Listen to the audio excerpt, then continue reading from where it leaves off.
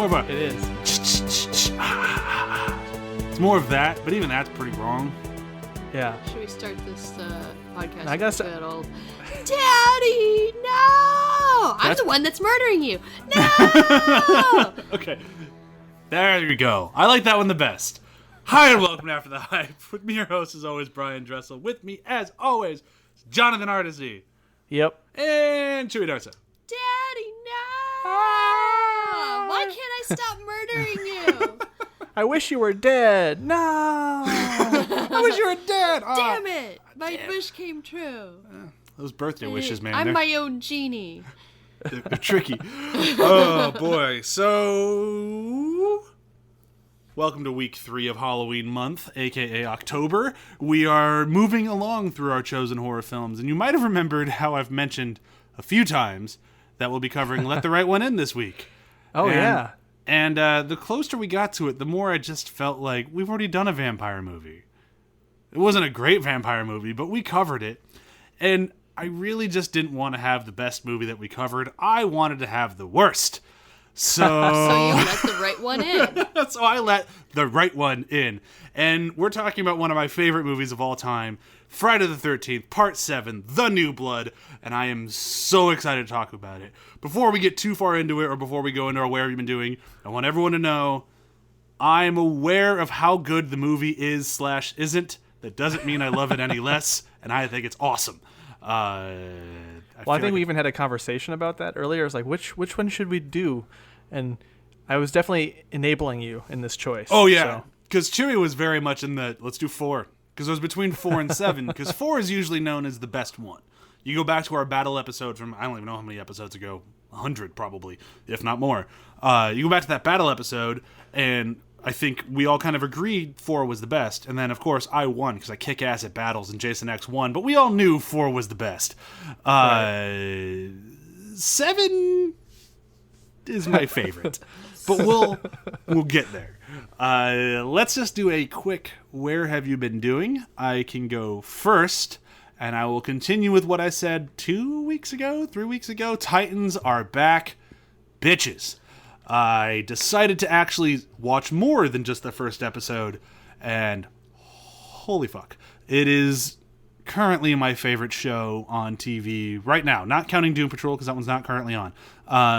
But Titans is far and away the thing that I'm looking forward to the most every week right now. And the fact that I have to wait for tomorrow, or if when we're actually recording 2 days from now, is killing me. Like, it's just killing me. We just saw an entire episode about Connor Kent, and it was awesome, and it was funny, and I can't say enough good things about it. If you're not watching Titans, then you probably don't have the DC app. If you have the DC app, you're probably watching Titans, and I should recommend you get the DC app, but I'm sure you're just out there going, I just want Disney Plus. And it's like, yeah. DC's. Or in our case, it's more seriously like, well, which service should we drop to watch this one? And we're playing a juggling game to keep within streaming budget. Yeah, Bryan and I have to be like, we really love AP Bio, and yay, it's back. It's gonna be on Peacock. How are we gonna watch it? We have to pay for that. Yeah, guess we're never gonna watch it. I wonder if I'll get a discount. I hope so, because I have no interest in paying for that, but I really want to watch season 3 of AP Bio. Yeah. Look, Man. as much as I'm a Disney hater these days, What up? they've ruined it for any other streaming service. If you're not doing what Disney's doing by having an expansive library and a reason to subscribe, join up with somebody, for God's sakes. I'm kind of at I look at the Disney lineup, not to go crazy down Disney Plus, and it's like, yeah, I've seen all of it. Yeah. I'm not going to pay a bunch of money to rewatch it all again. The only reason I'm paying for that service when it comes out is for The Mandalorian, because that looks awesome. Yeah. And probably the Marvel shows. I'll probably re-up whenever those come out, but otherwise, eh. But that was not Titans at all. So, Chewie, where have you been doing? I watched the first 3 episodes of Stumptown. Woo! Starring Cobie Smulders. Based on a comic written by Greg Rucka. We love Greg Rucka. We do. And we actually really like Cobie Smulders. Hashtag one of the main women in the MCU that got kind of left out of Endgame and the other one. Infinity War? Infinity War. It's a real long hashtag. Yeah. I'm annoyed. I think most people were. Maybe she was too busy filming Stumptown. I don't know. How is Stumptown? Stumptown is actually quite enjoyable.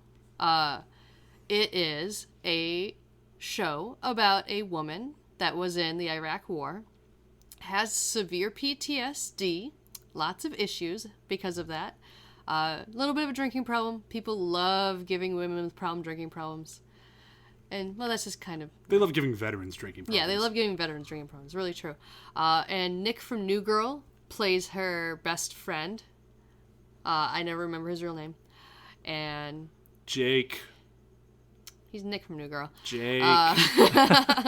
He owns a bar, and Brian's trying to remember his real name without looking it up. But either way, Jake. It's a procedural within the veins of, a cop procedural, except this time she's a PI. She actually needs to get her degree or whatever PIs get. I don't really know. Certificate? I don't know. I'm not an authority on that. You're allowed to snoop legally. Her merit badge? Her merit badge. I don't know how... This paper says I can legally snoop. But there's key moments in the show where they win me over. They have great moments musically, and there's one moment in the 3rd episode that I really like where the one cop guy is trying to seduce her, and she just stops him for a moment as he's like, kissing her neck and stuff, and she just goes, you're not seducing me. I just feel like getting off right now. And then they go have sex. And I'm like, her delivery, of course, is way better than mine. And I was just like, well, that's actually a really good line. I like that. I don't know. Maybe that was lifted straight from the comic. Who knows? Greg Rucka is a pretty good writer. Yeah. It could be. And she has a brother that she takes care of who has Down syndrome to some degree. He seems very capable. But it's nice to see someone who actually has Down syndrome getting a chance to act and, be a good representation for that community. I recommend it. Stumptown's fun. John, what about you? Cool that I was going to say before, it's cool that she gets a chance to lead something, because we all know she's good, and it's time other people... Johnson! Jake Johnson. Thank God. Fuck. By the way, he looked it up. Thank you. We figured it out. We solved it. Now we get our own certificate of investigation. Merit badge, please. Merit badge. A gold I'm star. Sure any PI listens to this. They're like, it's a real thing. Yeah, your merit badge is a real thing. Going back to Brian's earlier comment about vampires, I finished the entire Sookie Stackhouse saga, all 14 books and epilogue book. So does she end up with Eric or with Bill? Sookie. No, she ends up with Sam Merlot. Oh, What? really? Yeah, well, it works having read the 14 books because Eric is really toxic. And I did something interesting. I read the reviews after finishing the whole book series just to see where people were at. And wow, people were pissed at this ending. So much so that I guess they sent death threats to the author. Aw. That they really wanted Eric to be the one she chose. Except in the book, Eric was going to turn her against her will, and he was very controlling. It was a super toxic thing, even though they had their passionate romance was the most exciting. It was still leading her down a path that she had no control over her life, and it was interesting to read. But was Sam better in the books than he was in the show? Because he was real whiny in the show. Yes, in the books he's so much better. And at a certain point, they both become co-owners of the bar and business partners, and they just have a very good friendship. And they really establish that over the course of the books that when Sookie's got problems, he's always there for her. He's not a nag that he is in the True Blood show, which I've been watching that on and off, and I'd already lost interest after season 2. But yeah, in the show, he's just na Sookie, no. Whereas Sookie, why aren't you sleeping with me? Doesn't he call her Sook? I don't. Yeah. I thought it was something weird like that. Yeah, and it's just he's so much better in the books, and there's just so much more. He's given so much more character development than what the show does. So it's for me, she made her own choice, and it was a good choice. And the vampires that she could have gone with, and even some of the other supers were not very good for her. But the funny thing is, Bill Compton became a tech company video game creator and created the most popular violent vampire video game. And that's his epilogue is that he made Blood Rain? Yeah, essentially. They did not touch on that on the show. Why would they? Bill it's is such hilarious. a good plot point. Yeah. No, I highly recommend the books. They're really quick. I think the audiobooks for me took less than 10 hours each one, and they're just super fast. And the Sookie in the books is a lot more fleshed out, fully realized. I don't know, just so much better than the show. It's sad. There's so many cool ideas in the books, and I really had a good time. I'm sad that it's done though. Yeah. I might give it a shot at some point. I always meant to, and then I just didn't for whatever reason. They're just so easy to read. That's the thing, is they're quick, and you just go through them really fast. I think the thing that took the longest was waiting for some of them to be in at the library. Huh. So interesting. Yeah. All right. Are we ready to cha-cha-cha-cha-cha-cha? Yeah. Totally. Cha-cha-cha-cha-cha-cha? This is the worst one. This is worse than John's earlier. Oh, I'm glad someone lowered that bar. All right. So, Friday the 13th, Part 7, The New Blood. This is a very... I'll try to frame this as much as we can, as quickly as I can, why this was my pick and why we decided to do this one, and then I'll do a little breakdown of what happens in it. Friday the 13th is far and away my favorite horror movie franchise. If you've listened to the show for a long time, you probably know that. If you've been to our website, I've even written an article about how I rank all of the movies. I love Jason, and I love Friday the 13th. There's just something about those movies that I love. Moving past that, and why I like this one the most, will be part of the main episode. But first, let's do a quick breakdown. So, if you've been paying attention to the Jason franchise, or if you have not, you're going to do great, because the opening of this movie is a Previously On, which is just insane. Which was actually really helpful for me, because I was like, what happened before? I don't think I've actually seen a few of these. And when the Previously On happened, I was like, oh shit, yes, I've only seen a couple of these. Yeah. So much happened. And now you're caught up.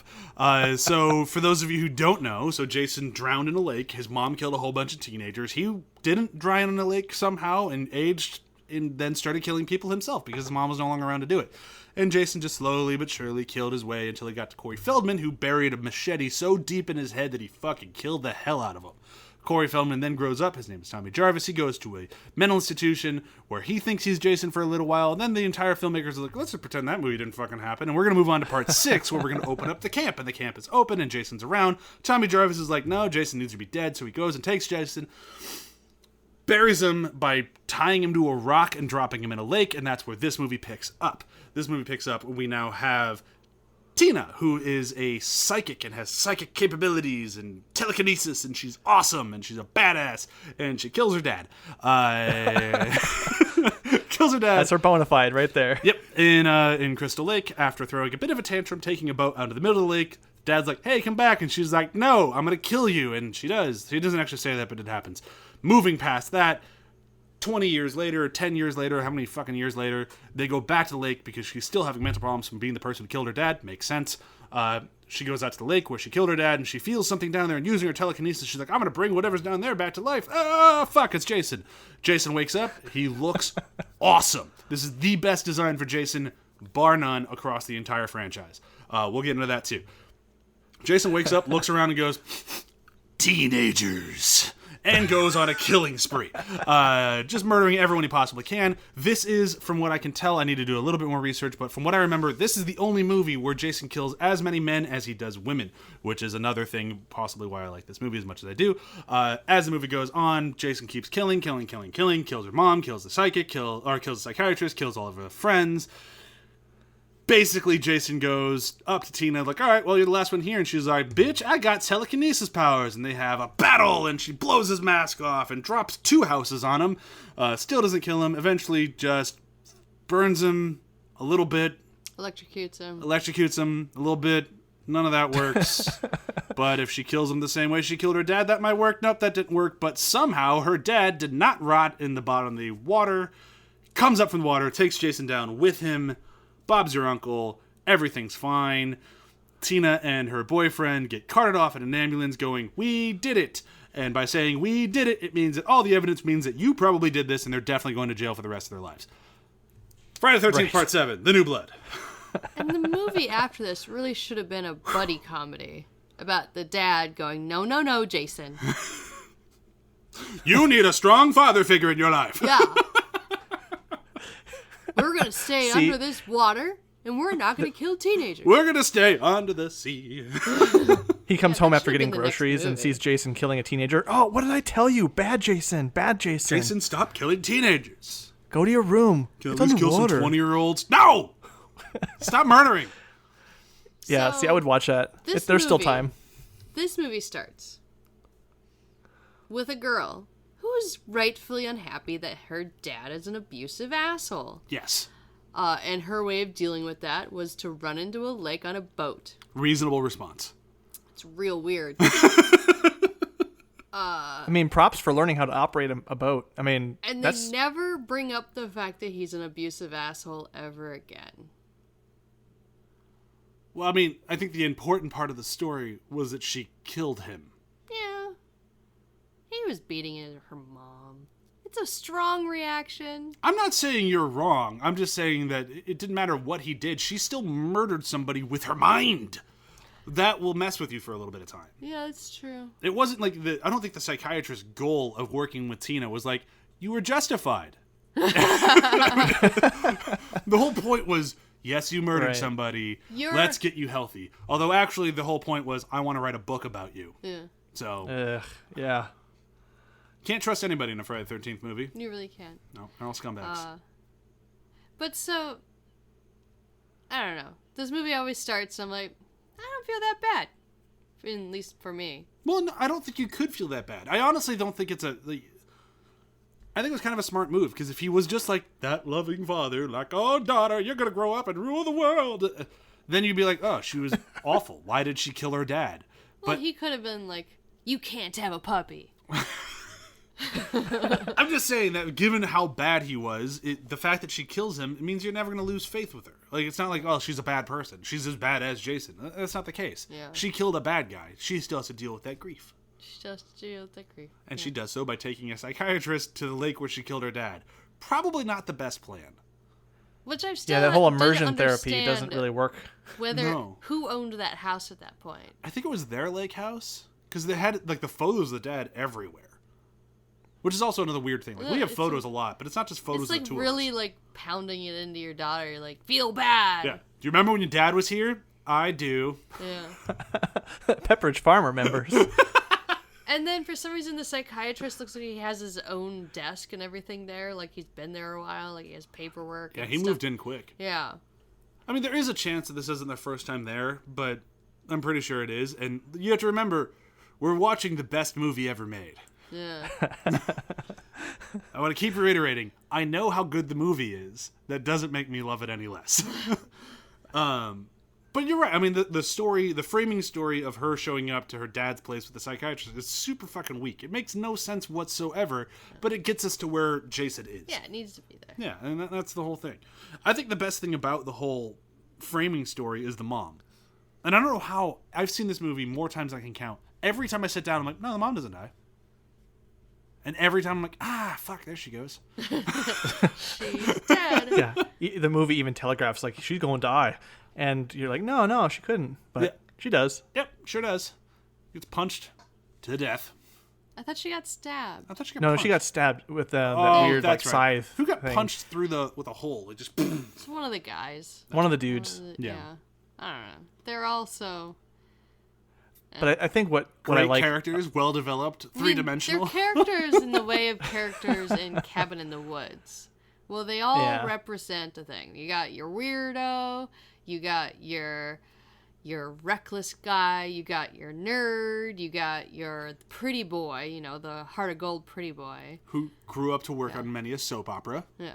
And then Good for him. And then you got your slut, and then you got your nerdy girl, you got your bitchy girl, you got your like free loving hippie girl, and it's just like, And they all died. yeah. But then Yep, the people that every they single gave one of the them. Yep. least amount of personality to was the black couple, and they also dressed the black woman about as they dressed the black woman as if she was a doll. Yeah, it was a little weird. Like full head to toe clothes. But they did that with a few of them. Like the nerdy girl too. They dressed really awkward. Well, they all looked weird, but like she still wore a skirt and was sexualized a little bit. The nerdy one, the one who gets killed in the cabin or in the barn thing. Yeah, She was not sexualized. she got herself dolled up for sex. That's sexualized. Okay, fair. I'll concede. I mean, the black character does have sex with the other black character because, you know. Yep. Those were the days. And I don't mean that in a good way at all. Right. I just really hated her outfit. I mean, I don't like overalls on anyone that's older than 10 anyways. They just look super awkward. She looked like... I feel like you were just like, how long will I buy my son overalls? 10. Yeah. Right. Pretty much. One of our directors at work recently wore overalls, and the whole time I'm like, he's an authority figure. He's the director. Overalls. But he's wearing overalls. There is a certain age where you reach and you try on overalls and you're like, no, not really. I know a lot of people like be. it. It's a hang up for me. I want to get a pair so bad. I would be so unhappy. So bad. But yeah, it's just No, but the here's costumes in this movie for those characters are just insane for me. Sure, but you're watching a Friday the 13th movie and critiquing the costumes. Like you look at the reviews of this movie, it's got a 13 on Metacritic. Like, we're not arguing that it's a good movie. We're arguing that it's awesome. I'm not All saying, of these people I'm not and their even saying costumes that are they're there to be bad. stabbed. They really, like, the costume designer in this movie really thought about it. I mean, you talk about how this is the best Jason's ever looked. Yes. Oh, yeah. The Jason, we're saving Jason for the end. But no, they clearly thought about, like, especially the scene when the preppy boy and the slut girl are going to go skinny dipping. That slut girl is in slut girl clothes. That's like, true. she's in a shirt. That was a shirt at one point. And then she went, you know what? I can cut a bunch of this off and not wear a bra and look very enticing. And I'm not sure anyone in that movie wore a bra. And then I don't think so. And the guy, Maybe Jason. The guy she's with is dressed head to toe like a prep boy with jeans, a tucked-in button-up shirt, and a cardigan over his neck. And for his stupid outfit, he gets a machete to the face. Yes. Yeah, I mean, when he sat down to try and do his like 20-part declothing, I was like, "You're doomed." They're almost like gonna take you 10 minutes. Like I actually do like, however frustrated and annoyed I get at these costumes, they legit feel like satire. I mean, they could be. I mean, the fun Jason movies are 6 and 10. Like, those are the ones where like, fuck it. This one actually felt like they were trying to have some fun with it. Like, they're trying to make like a serious horror movie while not necessarily trying to make it fun. But I mean, it still could be parodies. But honestly, I don't watch Jason movies for the costumes. Well, no. Because why They just would you? stand out so much in this one for me. This is the longest conversation I think anyone's had about the costumes in Jason, including the people who made it. Yeah, I do think though that it's very interesting to watch these movies. I think it's interesting to watch these movies and pay attention to the costumes as a time capsule for these things. Oh yeah, especially for like when you get to like Freddy versus Jason and these future movies where they, I don't know, it just speaks of the timelessness that this thing just keeps going. He just keeps coming back. It's a comforting thing. Yeah, that there's eras that this movie travels through. I mean, we get to see the costumes for it. Kinda. It really kind of hit one era and then just beat the hell out of that era and then kind of slowly tried to find its way out of it, and it never worked. And then it went to space. Well, I mean, that's factual. Then we got the chain people room. in space. You in that chain room. The chain room is good. People die in the chain room. Why is there a chain room? Why not? It's a school vessel. Unless it's a Hellraiser school. It could be. We don't know. We never got to the school. Jason killed everyone. That would be a great crossover. It would be. It would be. But anyway, let's just talk about this one. So, when you talk about like the quote unquote final girls of any of the Jason movies, a lot of people kind of forget most of them. Like, everyone remembers, obviously, the first one, because she's awesome and she's great. A lot of people remember the second one, mostly because of her, I'm forgetting their names, and I'm a diehard fan. But the second one's the one who, like, throws on the mom's sweater and, like, tries to yell at Jason and tries to confuse him, and it actually kind of works for a second. So a lot of people remember her. But then you start kind of going, like, wait, who is that one about? I don't remember any of them. Everybody remembers Tina. Most everybody remembers Tina because of the whole idea of let's take Jason versus Carrie. And it's a really weird idea, especially given how much earlier Carrie came out than this movie. It kind of feels like whoever was in charge of it was just going through their screeners and like, oh, did this come out near Firestarter with Drew Barrymore? I don't think so. Maybe? I don't remember when Firestarter came out. It just feels like a weird idea to have Jason versus Carrie. And it was an odd idea. Obviously led to my favorite movie. Of the Jason franchise. Let's be careful there. It's no Terminator 2. Or Star Wars. or many movies. we can go on. It's no Space Jam. Space Jam is ruined now because of R. Kelly's association. It's no Galaxy Quest. Whoa, Galaxy Quest is much better than a lot of movies. We're not going down that road. We're gonna try to stay on target as much as we can. I know it's very easy to jump off of this one because it's not great, but it's awesome. But it's an interesting idea. You're right. The whole Carrie thing, the telekinesis, and just add that little chaotic element to the mix. That, I mean, you ensure that she's going to be the final girl, but like how she gets there, like there's a curiosity. The movie generates this curiosity immediately with it. For me, it wasn't even so much the curiosity of how will she get there; it's more the curiosity of like how will she fight him. And I mean, like, that's essentially what I mean, yeah. Yeah. And it's like, I really enjoy their fight. And I think that's why I like the movie as much as I do, is when you go to any of the Jason movies, the final girl is the girl who is able to run away the longest. It's kind of like the old story of like, if you see a bear, how fast do you have to run away? Just faster than whoever you're with. And it's like, that's kind of the Jason theory. And then you get to 7, and 7 finally has somebody who will go, nope, I'm going to fight him. And they tried it again in 8, and the guy got his head punched off a building. So this girl's actually interesting because she can legitimately fight him. And Jason is kind of like just an unkillable fucking killing machine. Like, you can do nothing to stop him. The most thing you can do is slow him down. Even Tommy Jarvis throwing him in the bottom of the lake only slowed him down until somebody brought him back up again. And then again in 8, something just brings him back up again. It's a boat dragging him with a chain. Makes no sense. I was about to say don't watch 8, but you should probably watch 8. 8's great. Jason Takes Manhattan. That's the one? That's the one. That's the one. It's great! Jason rides a potato boat to Canada. I mean, Jason Takes Manhattan. And a guy tries to box him. That's what you're talking about. Yeah, he tries to box him up. At least 8 wasn't to have their special effects budget just slashed by the MPAA and told they had to be censored and everything. That was annoying. But back to Tina. There is something that a question has been rumbling around in my mind while we talk about this. Sure. Is the conversation we had earlier where it was trying to decide between the best one or your favorite one. And I know we've gone through a few of those reasons, but just was this your favorite immediately upon watching? Did it take a while? Did you watch them all? Like I kind of want to get that journey to this being your favorite. Oh, sure. I'll answer the question first, and I'll tell you the journey. The reason this one's my favorite is what we were just talking about. It's Tina. Tina is the reason I love this movie, and it's because she's willing and can fight Jason. But the way that I ended up there is like when I was a kid, I was terrified of every single horror movie ever fucking made. They just scared the bejesus out of me. Mostly because of movies like The Exorcist, Halloween, and then eventually Scream is the one that just like tipped me over, because Scream was people in our era. Like, they were the 90s. It's now, and people are getting murdered, and it just scared the fuck out of me. And then it wasn't until I found Friday the 13th where I'm like, oh, this is kind of funny. Like, there's nothing scary about this. It's just a dude in a hockey mask slaughtering tons of people, and it looks fake as shit. And I was able to really get into it and just really sink my teeth into it.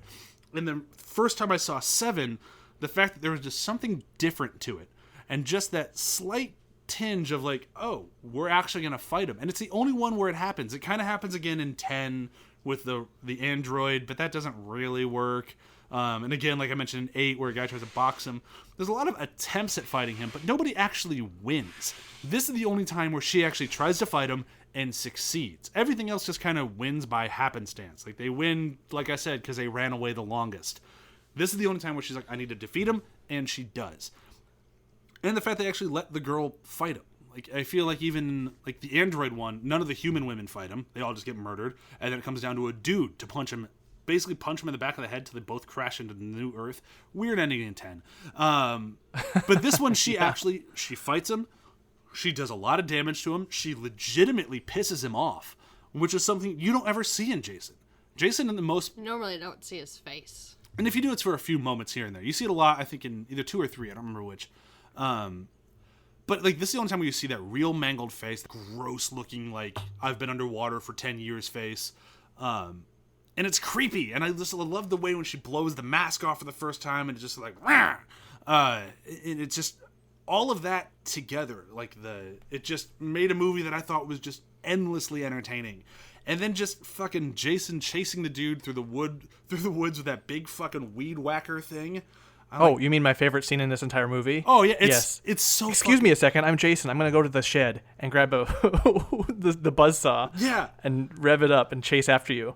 And like, amazing. At this point in the franchise, the MPAA had been so fucking hard on the Friday the 13th movies that they had to start getting creative. Like, they tried to make it the most violent movie they possibly could, but know they're going to have to trim it down at some point. And that's where we get things like one of the most iconic kills in Jason history in this movie, where he takes a girl in a sleeping bag and whacks her against a tree. When I watched this, my first thought was like, I hope this is the one that has the sleeping bag, because that was a funny gag. That was a funny death. And I didn't connect right away that was the case. And when it happened, I was just like, ooh, yes, this movie's fun. I did the Christoph Waltz thing, like the, ooh, fun. And Bingo. It's preceded by one of the most ridiculous lines. Don't take your quote. You can say it if you want to, of course, but come on, you hunk of a man, come and get me. And it's just like, what? Does anyone yell that at a dude? If I was a dude outside that tent who was planning on sleeping with that woman, she would have gotten a, what? Come on, you hunk of a man. Ooh. That's not... Are you calling for me? And she was in a mummy-style sleeping bag, by the way. Yeah, because they had to have one that he could fully zip up to slam her against a tree. Yeah. But that would be a terrible sleeping bag to have sex in. Terrible sleeping bag to have sex in. He would have had to whack her against that tree a few more times. And the part that he whacked her was her, like, torso and legs. She would have broken a few ribs. But it doesn't matter because it's an awesome kill. Like, it's such an awesome kill. Yeah. It's so awesome that they did a callback to it in Jason X. I thought they did a callback to it in the redo. No, Jason X. Oh. He has one girl on the ground in a tied-up sleeping bag, and he's using the other sleeping bag to whack the girl on the ground. Yeah, the hologram. Yeah. Jeez. One thing I also noticed, too, about this is this must have been the inspiration for the game that came out that had all that troubled production. Because this, like, I was like, oh, that cabin. Where you can be in the game. I'm not sure. Like, I mean, obviously, I've played a lot of that game. I probably put about 20, 25 hours into it, and then I kind of burn out. But, like, that game, it feels a lot like, honestly, what we've been talking about the most here. It feels a lot like 4, and it feels a lot like 7. And 7 is more in, like, the design of, like, the cabins and whatnot, like exactly what John's saying. But the rest of it felt more like 4 to me. But that's so it basically takes the best of the both, the best one and your favorite. Yeah. Is that game still going? Yeah, you can still play it online. They just can't do any more updates. They got locked out. Yeah. Lame. They can't make anything more for it. It's done. They can. I don't even think they can do serious DLC or patches or anything. They can't add any more content. They can just keep what they have going. Why can't Disney, in all of its wealth and power, by Friday the 13th, buy the rights from all the freaking people that got the different parts of the rights at this point, so they can just make more movies? I mean, I don't think Disney's ever going to make Friday the 13th. I'm not even sure if I'd be okay. But they don't have to even put it under Disney moniker. Just put it under the Fox moniker. Yeah. I mean, technically, Paramount owns the biggest stake in it right now. No, they're not gonna let that go. No. Paramount should find out somehow, get the money to buy the rights from everybody else and make some more of these movies. Yeah, the deal with New Line really fucked over the Friday the 13th franchise. Yeah. But it did get us Freddy vs. Jason, so there are, pluses and minuses. Although Freddy vs. I mean, Jason that was did fun. fire That was a fun Kane one to Hodder, watch. And, fuck that. But speaking of Kane Hodder, let's talk Jason. Jason is the most skeptical he's ever been in this movie. There's so Continue. What do you mean by skeptical? Well, there's just so many times when he looks around going, well, this is new. He has my favorite fucking moment, and I think it's the nerdy girl, I want to say. Oh, when she runs out? Yeah. She has this moment where she finds a dead body in a tree and just screams, and Jason, or Kane doing it, has Kane's just fucking body language as Jason is incredible. It's my favorite Jason by far. But he has this lean out from a tree of who's that? Another person to murder? I mean, it starts out right away when he wakes up underwater and he's like, oh, where am I? what? Oh, jeez. Wasn't I just fighting Tommy Jarvis? How am I underwater Who's again? waking me up? Who keeps putting me underwater? God. Water. I thought that with was really funny, Jason too. Is just a metaphor, or would it be a metaphor? For what? Water is the most unstoppable force on Earth. Yeah. Yeah. Okay. No, that works. Allegory. Yeah. Allegory. Yeah. Sure. But I really just enjoy, especially because every other Jason we've had throughout, I really enjoy all of them. I think everybody who's played Jason has brought something of their own to the role, all the way up to Derek Mears from the most recent one. And I love Derek Mears. He's played Swamp Thing. He plays a few guys on Arrowverse. He's a good actor, and a lot of them kind of do their own thing with it. He wasn't afraid to run. Kane Hodder is Jason doesn't have to run.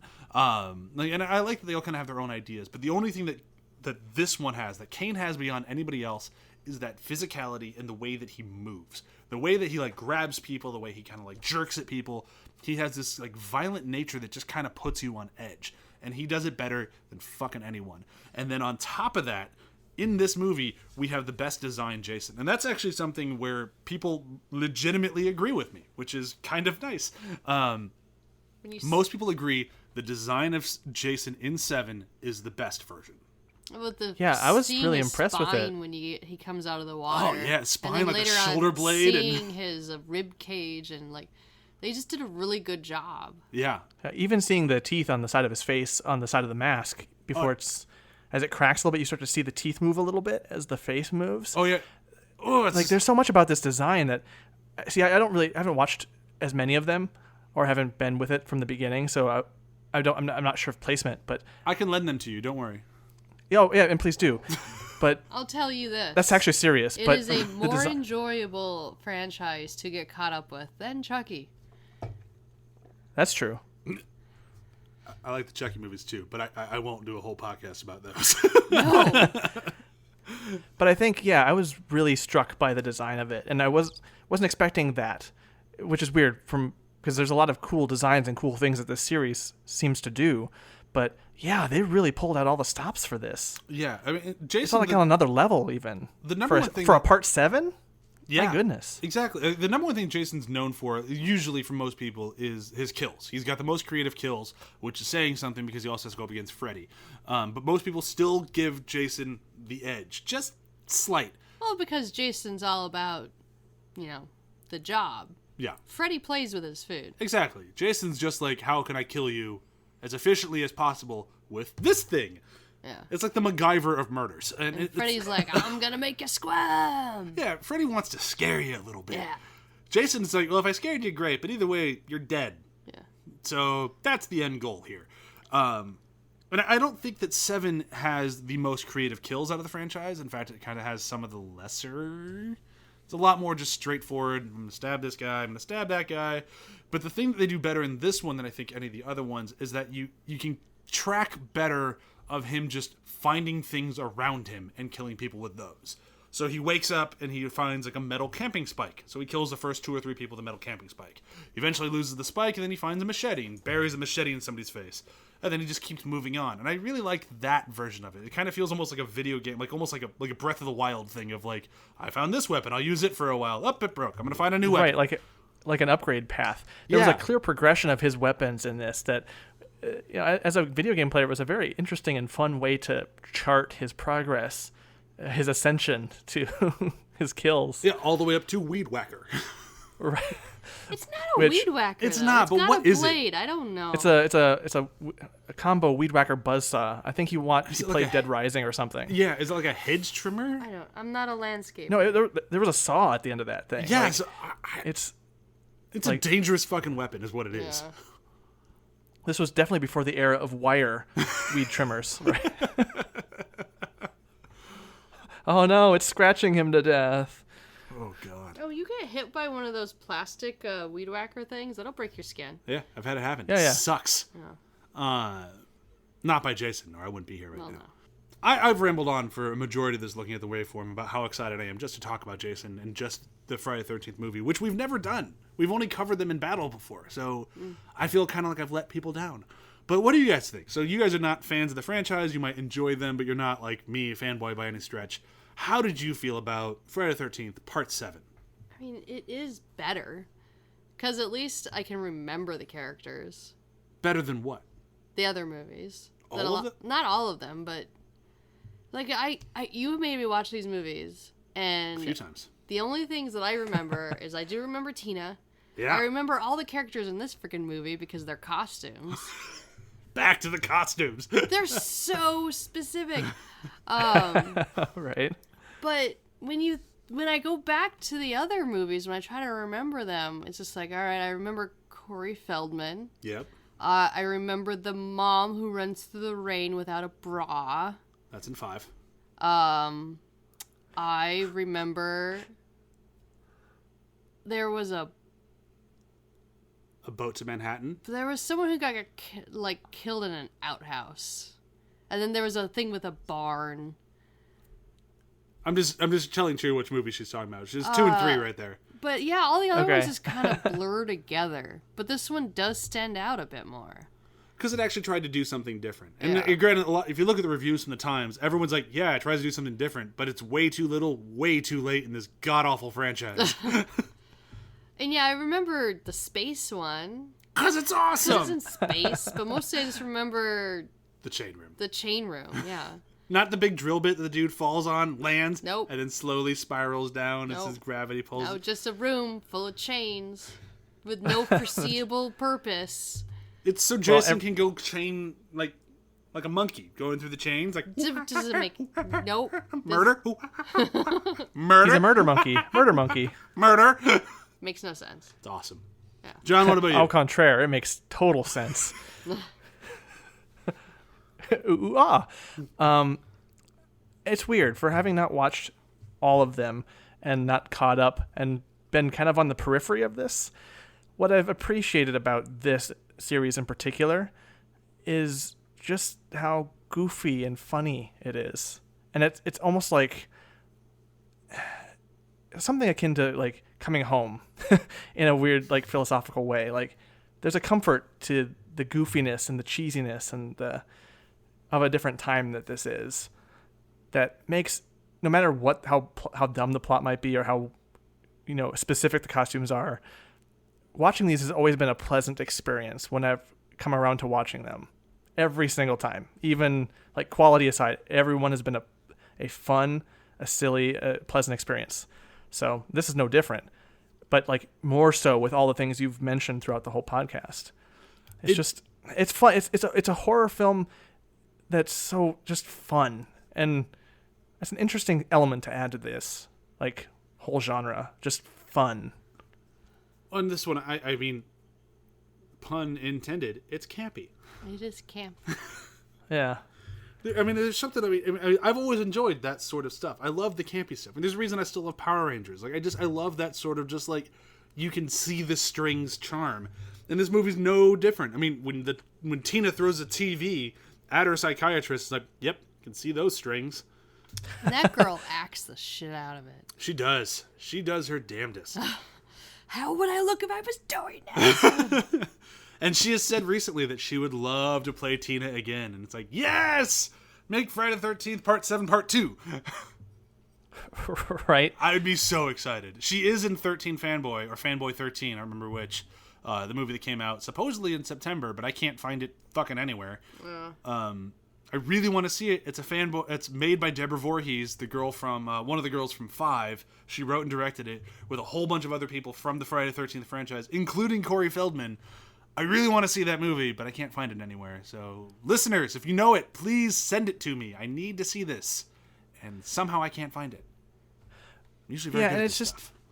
and it's just interesting too to come to this movie specifically in this this grouping of films. Like you've got the Nightmare on Elm Street, which is doing its own thing and kind of having their own piece of the cake, but this feels special. Just it's like a party, and you're just Yeah, there was a party. Yeah. But you're going there. You're letting loose. The people who are acting the shit out of it, like they're having fun doing it. It's not taking itself too seriously, and everyone can get on the same page with movies like this in this series at the same time. It's almost universal. Yeah, because it almost brings people together. The murder, but it's the way these things are. Like this. I'm sure people at the time were sick of so many of these movies, but time has been very kind to this series in terms of its campiness, and I don't know. I have good feelings, warm feelings inside when I think about this series and the parts I have seen. That's still a really strange statement, John. You have warm feelings about watching women get murdered. It's not just women. This one's 8 and 8. I know. 8 and 8, even number. Women are very featured. I'm not disagreeing with you, and I know the movie has problems with women, but this one is a little bit better. Oh, it's better. Just a little bit better. Well, yeah. I mean, all those caveats aside, it's just, yeah. Yeah. But obviously, I agree with you. I love the hell out of this franchise, and it really warms my heart. I'm sorry, it does. I love this franchise. It's interesting that a movie though, like even that I'm not fully versed in, and I'm not a huge fan of it, but there's still I still enjoy them. It kind of transcends being a fan of it in a way. Well, it's more like it's not that they age well or they didn't age well or anything like that. But there's something like you just go back to like those 80s, like those slasher franchises. You got Freddy, you got Michael, you got Jason, you got Chucky, and all those things. And like this was the only one, at least for my buck, that fully realized what it was. Like Halloween had its moment of crisis. So did Freddy, or so did Jason, where they both went, well, what if it's not the main guy? And for us in the Jason side, that was part 5. It's rough. For Halloween, it was part 3. Tune in 2 weeks when we cover Halloween part 3. But like they're kind of rough moments. But for the most part, like after their moment of crises, they kind of figure themselves out. Halloween figured itself out to be yet another horror franchise. It kind of stopped innovating, at least in my opinion. I know a lot of people disagree with me, until it got to around H2O, which was kind of campy fun. I enjoyed H2O. I know it's not great. Resurrection is awful. But then the new Danny McBride one was actually really good. Go back and listen to our episode on that. Whereas Jason, I feel like they kind of knew what they were in the beginning, and they made 2, 3, 4 solid horror movies. 5 went a little off the rails. And then on 6, they're like, you know what?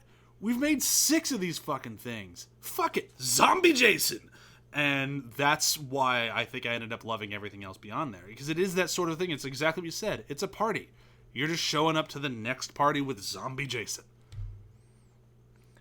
And that's the thing is, the movie can only be this, and that's good and okay.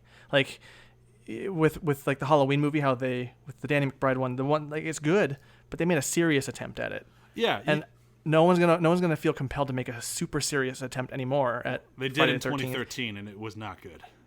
Well, Did yeah. they try to make but him like, relatable in that movie? No, they tried to make him more like Leatherface. Like he had like a little, Yeah. he had like a little cabin that he liked to keep people in. No. yeah, No, it was. that's not it was- Jason. I would say that the reason that you get like warm feelings from these movies, from like what I was saying earlier, what John was saying, is Jason just kills. Yeah. He's all about the job. Like even my He's a workman. I mean, Yeah, his job so relatable. is to murder these people. He's not gonna play around. He's not gonna keep them from scraps. Like he's not gonna do anything. He's just gonna kill them. He's gonna move on. Yeah, he's kind of like a shark. He just kind of moves if you get in his way, and he actually he's in the mood to murder. He's gonna murder. Sharks. He's always in the mood to murder. Well, that's true. There is no up or down for Jason. Yeah, Jason doesn't take a day off. No, Jason doesn't take it off. He's very polarized. He understands. Yeah, I mean, his I think purpose. there that's are why concerns in remake terms of I a didn't- labor standpoint that he should probably take some time to himself. Yeah. Like self-care and all that. He's Clock earned out a every break. once in a while. Maybe That's he should okay. brush his teeth. Murdering people is his self-care. See, that's a dangerous territory, though. If work becomes your self-care, then you're always working, right? It's Jason's that if a you work, workaholic. Jason loves his work. then he'll never Hey. work a day in his life, or he will, Yeah, always. when you love what you do, you don't work a day in your life. Jason loves his job. Yeah. I want a shirt that says that, like, that same phrase, but with Jason's mask and, like, a smiley face. But like, I could do an entire episode on the remake and why the remake just didn't understand Jason. They understood so many things about Friday the 13th. They just didn't get the character Jason. But that's for another episode. And I'm kind of working on something Friday the 13th related that I might do. We'll see. I don't want to announce too much. We'll see what comes of that. Now that you've hinted at it, it's going to be super difficult to complete. Yeah, now it'll be pretty much impossible, but we'll see. But I think we've said about all we can on this thing. Are you guys ready for quotes? I said Quote- the quote, but yeah. Well, then I'll let Chewie go first. Chewie, what was your quote again? Let's remind. Come on, you hunk of a man. Come on and get me. It's a great one. That's a great. Is that the correct quote? I'm pretty sure it's close enough. Hunk of a man, And her come get me. delivery is Awful. Oh, she's not into it. Clearly, she's like, I have to say what now? I don't think she liked the role. No, her role sucked. The whole no small roles, only small actors. She had a was small both. role. That was meaner than I was going to be. My quote comes from one of the few problems I have in the movie, which is Tina's powers are never really fully explained to anyone. Only Tina, her mom, and the psychiatrist know. Both the mom and psychiatrist die. So really nobody understands Tina's problems. And when she runs into her boyfriend in the woods, well, after she foresees in her mind her mom dying, she just... Boyfriend runs up, goes, "Are you okay?" And she goes, "I just saw my mom. I gotta go find her." Wait, what? And they just move her, just keep moving. Like, yeah, that made sense. This guy, he's willing to chase that tail through a lot. He's like almost lights out level of just like willing to go with it boyfriend. Like we never covered They're like not boyfriend and girlfriend. They've only known each other for like 2 days. it's a Friday the 13th movie. They're deeply in love. Ugh. They've seen each other. Everything in Friday the 13th is love at first sight, or really bone at first sight. And that's all he was trying to do. And she stayed a virgin. You assume. They never touch on it. She doesn't have sex in the movie. She's clearly going to jail because there's no evidence whatsoever of anyone else murdering anyone but her. Her fingerprints aren't on anything. The only two survivors, everyone else is dead, unless people remember Jason. And then they're like, somebody woke him up again. Jason. He'll get you. He'll get you. All right, John. John, quote. I'm still trying to decide. Give me 1 second. Well, while John's trying to think of a quote, I will bring up, if you guys are into fan posters, much like I am, I love fan-made posters for movies. This movie has some of the best. Some people have just made, like some just diehard fans out there have made awesome one-sheets for this movie. I highly recommend looking them up. Did that buy you enough time, John? Yeah, I'll go with I think it's around the same time as Chewie's quote, but before it's the two kids. One, the gal's like, "I'm cold. Why don't we crawl in the sack? Why don't you fix the fire? There's no wood. We're in a forest." And they just deliver that line one after the other. And I'm just Should've sitting been a there like, penis joke in there. Somewhere. There's no Yeah. wood. I got your wood right here. Yeah, Yeah. that'd be very Friday the If 13th. we use it, we'll It's- be warm. Yeah. You want me to Right, burn your it's just- penis off? Okay. there's no part about Sexy. there's no part about that exchange that's in the least bit romantic or like cool, and it's played so deadpan that I don't know. Yeah, I feel like It was that hard to like, pick one. That entire sequence kind of felt like how many people die in this movie? 14. Not enough. Gotta fit a couple more Shit. in. Do you think we could do 16? Yeah, we could fit 16 in. Sweet 16. Yeah, there you go. Aw, why isn't Aw. that a Jason movie? Friday the 13th, the Sweet 16. Friday the 13th, 16 candles. What? Killed 16 people. Don't kill Molly Ringwald, no! But kill the date rapist in the Oh movie. man, no, he attacks a 16-year-old, like a 16 16th birthday party, but he becomes the hunted. Oh. In a twist in the end, and all these 16-year-olds try to attack him and By the hunt way, him I do down. kind of want to see that movie, that the sorority Christmas movie. Oh, Trying to Stop a Killer. It looks kind of good. Sure. Rating system. Rating system for this movie is going to be a little out there. It's going to require a little bit of thoughts. Okay. How would you kill this movie? All right. Well, you would need 3D glasses. Sure, that's part And of I 3, think but you I'll would- I'll go with it. Yeah, but like it just with the way that buzzsaw thing happened, I would also combine it with the scythe thing, like a double-ended thing, like so he could come at you like with two-handed. There you with go. it. Yeah. I want to go for what I think would probably be the... Yeah, I want to go for the Jason kill on, I forget the character's name, the boyfriend out of the van of the black couple, when he just crushes the dude's head. I would do the same thing to this movie, because it's just so personal, and I just love it. I just want to get it in my hands, and just love it and squeeze it. Okay. Okay. To death. Nice. Yeah. Chewie. I have a thing in my head, but I don't know how to say it. Oh, It's yeah. like you have a full sink of water, and the only way to empty it is to turn on and off the garbage disposal. But the on and off switch of that garbage disposal is actually in the middle of the blades. Oh. So you gotta get your hand down there, and you gotta turn it on and off without mangling your hand, but you're going to mangle it a little bit. I don't know how that All right. compares to the movie, but I like it. Well, you're probably gonna bleed out.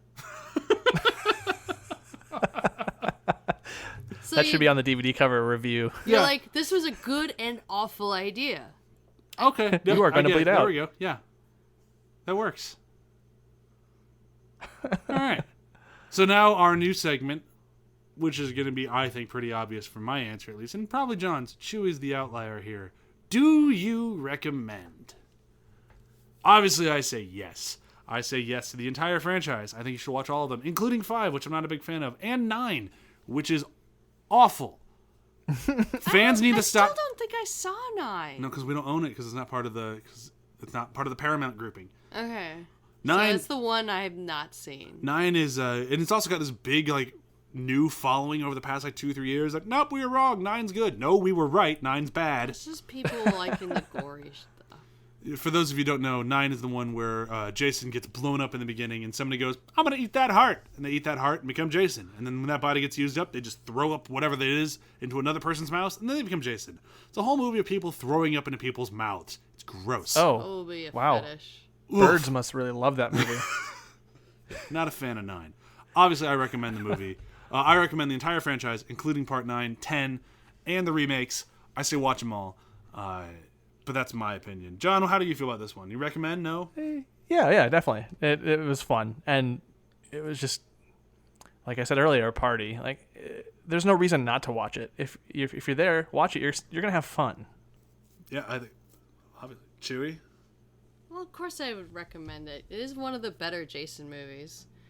And if you have to choose this between this or a Chucky movie, So you're not happy that I made you watch all the Chucky movies. You did get to skip one.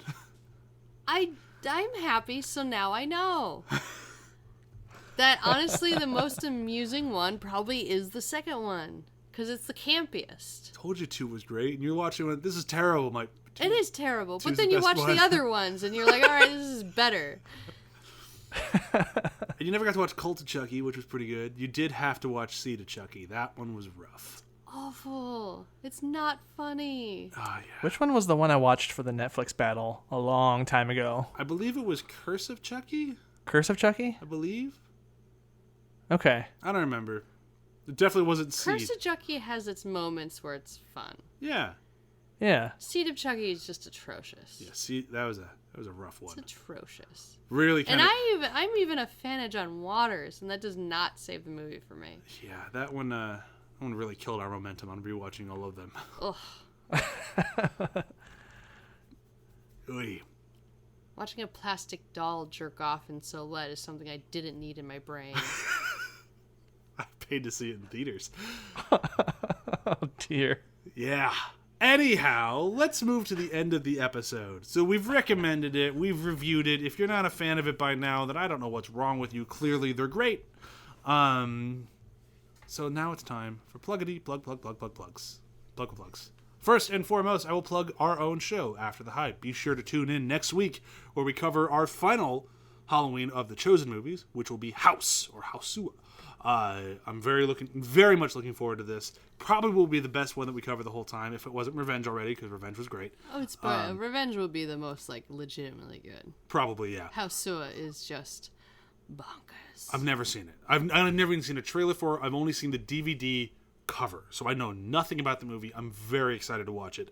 And then the next week after that, we actually have an episode coming out on the day Halloween. So of course we're covering a Halloween movie, the worst one, Halloween 3, Season of the Witch. Never seen it. I've never seen it the whole way through. I'm very excited to watch it. Brock is going to come on. Brock from the Venture Brothers podcast, our note taker and host of Damage Boost, is going to come on and talk to us about Halloween 3, Season of the Witch, assuming that scheduling still works out, because, every time I promise that, it fails. But we're going to try to make it work this time.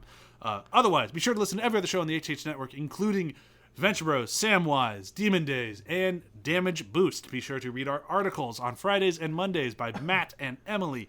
I think that's all the ATH housekeeping, right? Yeah, also, if you're a person who watches video games on Twitch, our guy Brock, Damage Boost, he does Twitch, so it's worth subscribing and checking out. He's also doing Dead by Daylight, I think, is the game. I think so. And he's also doing promotions for Extra Life right now, so if you would like to raise money through Extra Life, they are a wonderful organization for children's hospitals.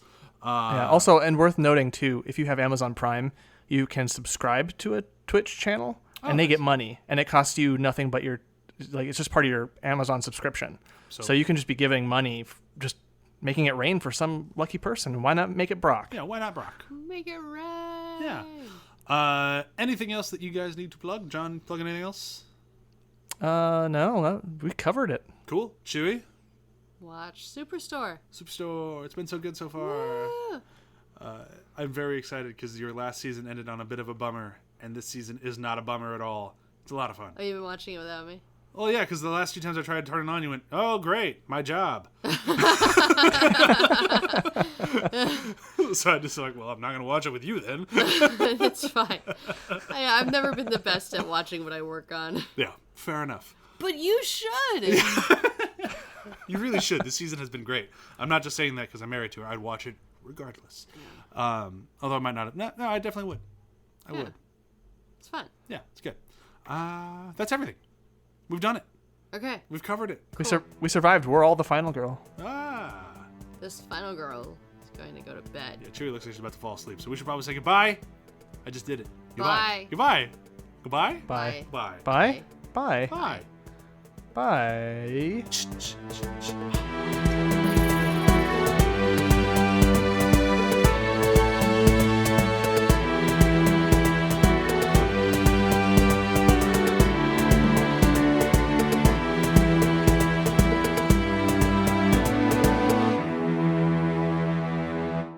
See you later, bozos.